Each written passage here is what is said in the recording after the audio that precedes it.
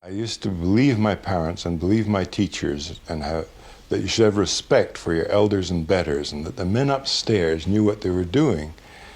And I was taught that the more I would know, the further I would go. So I stayed in school, I got a degree, eventually got a teaching certificate, I went out to teach.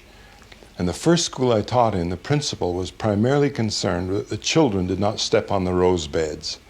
And education seemed to be the furthest thing from his mind. I saw teachers and administrators that seemed incompetent, and I started to question some of these ideas I had. And as I looked around me, I saw a sign on the door that said, "Emergency exit, authorized personnel only." I wondered who'd written that. But then later I saw another sign that said, "Emergency exit, not to be used under any circumstances." I went to a library looking for a book, and I noticed that all the books on pregnancy were stored on a shelf down by the floor. Probably the people that needed them most couldn't even see them. And then as I looked around, I saw that very often competent people, the competent individual, was promoted to something he couldn't do. I saw a competent mechanic where I used to take my car. He was terrific. He was very responsible, very precise, knew exactly what he was doing, so they made him foreman. Now he's no longer fixing cars, and he's trying to manage the other mechanics. And he's very incompetent. He doesn't do this well.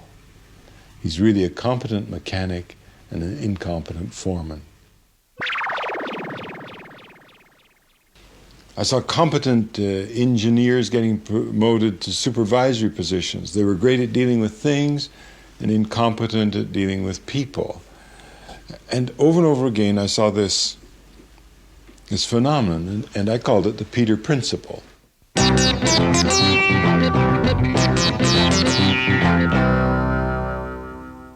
The Peter Principle states very simply that in any hierarchy, an employee tends to rise to his level of incompetence, and that's where he stays. And one of the biggest problems in the United States, the problem that most psychiatrists are dealing with today, is a problem called the identity crisis, where people have lost themselves in the hierarchy. They've done what they've been told. They're following the rules. They're being promoted. And then all of a sudden they find themselves wondering, what am I? Who am I? Where am I? But mainly, who am I? And they're lost in the process of being promoted and trying to conform to what the hierarchy expects. They've lost their own identity. This is a major problem.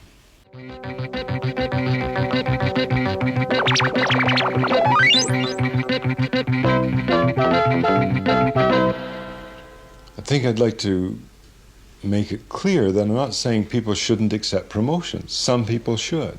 Some people enjoy power, enjoy authority, enjoy responsibility, and others find it a burden. It drags them down. It makes them feel that they're responsible for more than they should be. Any boss, manager, or chief executive who spends a lot of time reminiscing about the good old days, complaining about the quality of his employees, complaining that the competition is too strong and so on, is not really enjoying the challenge of that job.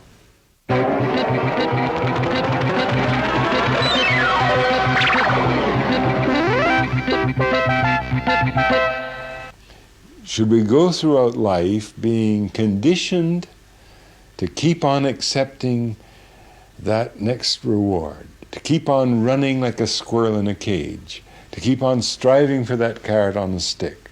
Or should we use our ability to be rational and think about, where am I going? What is the purpose of my life? Is reward through promotion the reward for me? Or are there other rewards through other aspects of living? This is the question. I can't answer for you. I try to answer it for myself. Each individual can use his ability, his rational ability, to analyze a situation. And this is where the Peter Principle, written as humor, as satire, to help people laugh at the problem, can actually help people make some of these very important decisions in their own lives.